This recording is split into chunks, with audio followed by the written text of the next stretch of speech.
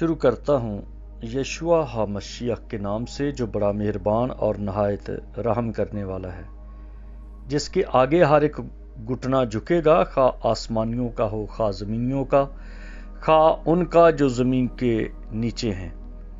MCM university کے تمام students اور مبارک منسٹری کے ساتھ خدمت میں شامل بھائیوں بہنوں کو سلام، شالوم، جے مسیح کی۔ میرے دوستو، آج کا جو ہمارا ٹاپک ہے وہ ہے موسیٰ سے پہلے آدم کو 10 احکام دیے گئے۔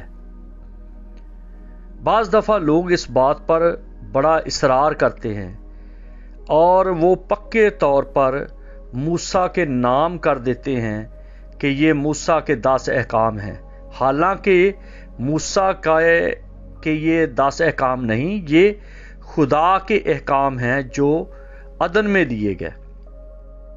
آپ اپنی ڈائری پہ لکھ لیں، میں حوالہ بھی دوں گا اور اس کو الگ الگ کر کے بھی دکھاؤں گا تاکہ آپ اس رنگ کو پہچان سکیں۔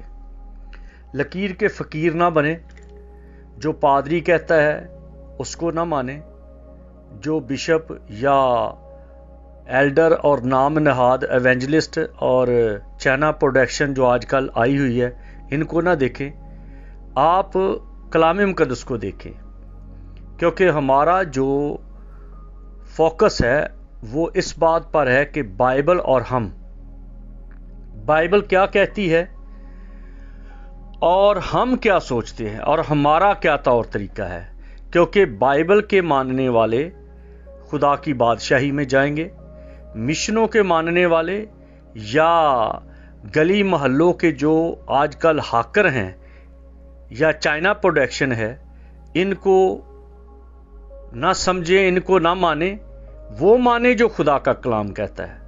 اس لیے میں اصرار کرتا ہوں اور اس بات کے لیے آپ سے التماس کرتا ہوں اور درخواست کرتا ہوں اور اس بات کے لیے اکساتا ہوں کہ جتنے ہاکر ہیں یا جتنے چائنا پروڈکشن ہیں یا جتنے چرچ انڈسٹری کے لوگ ہیں اور جتنے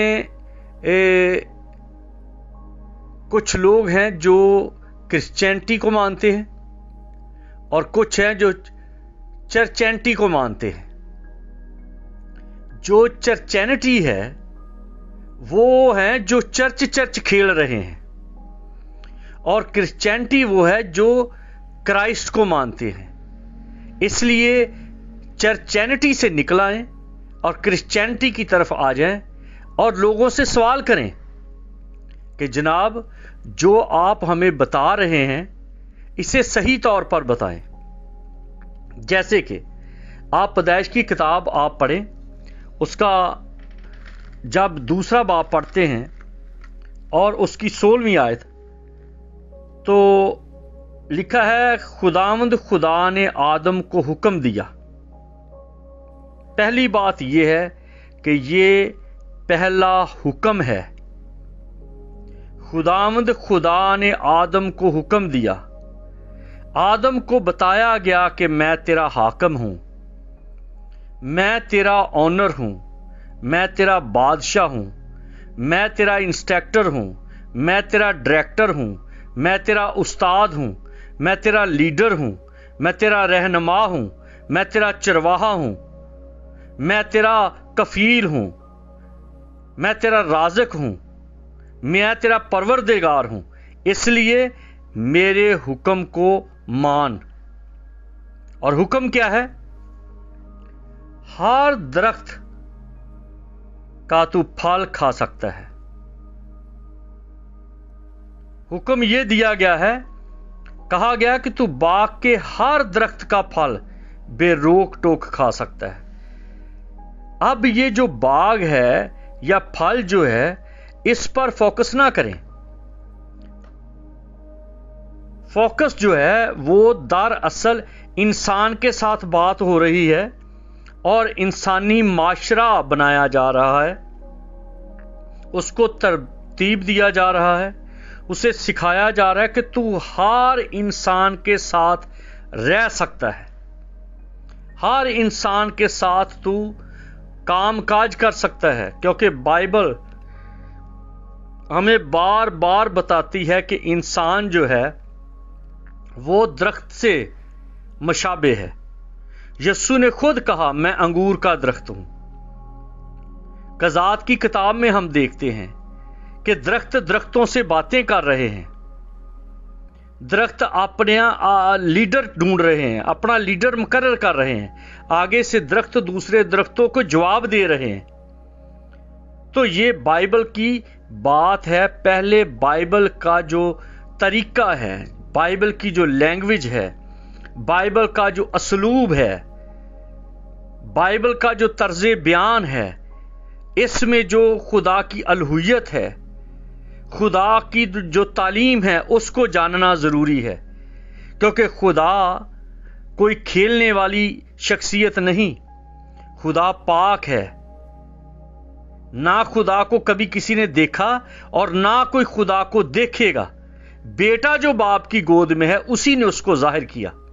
جس نے بیٹے کو دیکھا، جس نے بیٹے کو مان لیا، آٹومیٹکلی اس نے باپ کو بھی مان لیا، کیونکہ باپ کی ساری الوہیت اس کے محبوب بیٹے یسوع مسیح ناصری میں رہتی ہے۔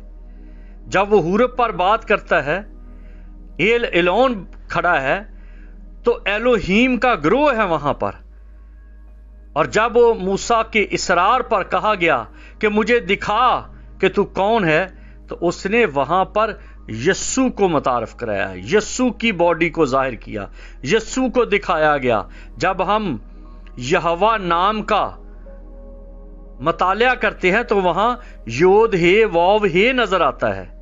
ہاتھ دیکھ، کیل دیکھ، وہاں پر دکھایا گیا۔ کس کے ہاتھ دیکھا، کس کے پاؤں دیکھ، کس کے کیل دیکھ، وہ دکھایا گیا۔ جب موسیٰ چٹان کے پیچھے کھڑا تھا تو وہ دیکھ رہا تھا کہ کون جا رہا ہے۔ اس کے ہاتھ دیکھ، اس کے کیل دیکھ، اور اس کا دوسرا نام یشوع رکھا گیا، نجات دینے والا، یا شوا، ہاتھ چھڑانے والا، وہ ہاتھ جو چھڑاتا ہے، جو مصر سے چھڑاتا ہے۔ جب ہم خروج 20واں باب پڑھتے ہیں اس کی پہلی آیت میں، تو وہاں پر یہی لکھا ہے، جو مصر سے چھڑا کر لایا۔ بیلتشزر کو جب دکھایا گیا تو دیوار پر دکھایا گیا، منے تکسیر و فرسین، وہی ہاتھ لکھ رہا ہے، کبھی بازو سے چھڑا کے لایا ہے۔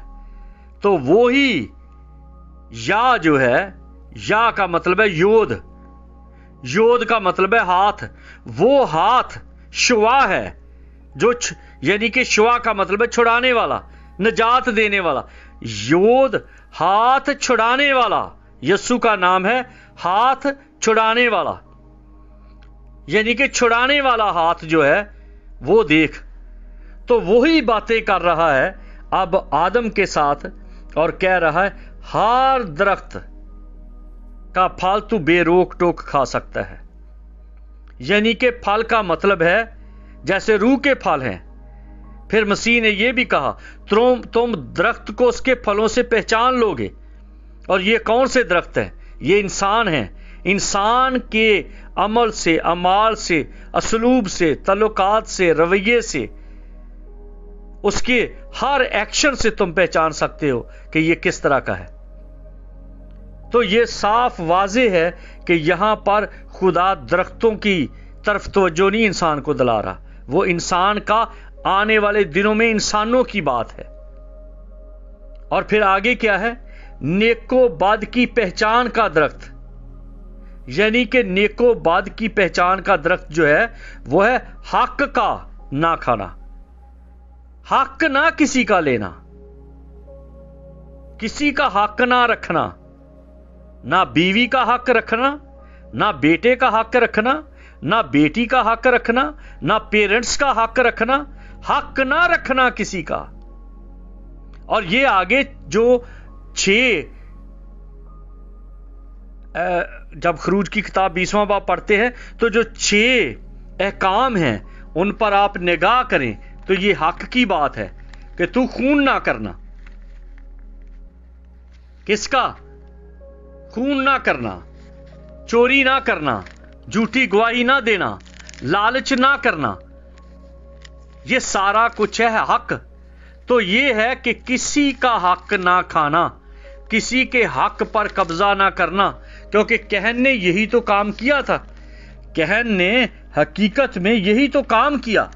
हाबल का जो हम देखते हैं कि कहन वो लेके आ गया कुर्बानी के लिए फसल, तो वो फसल भी हाबल के खेत से लेके आया था।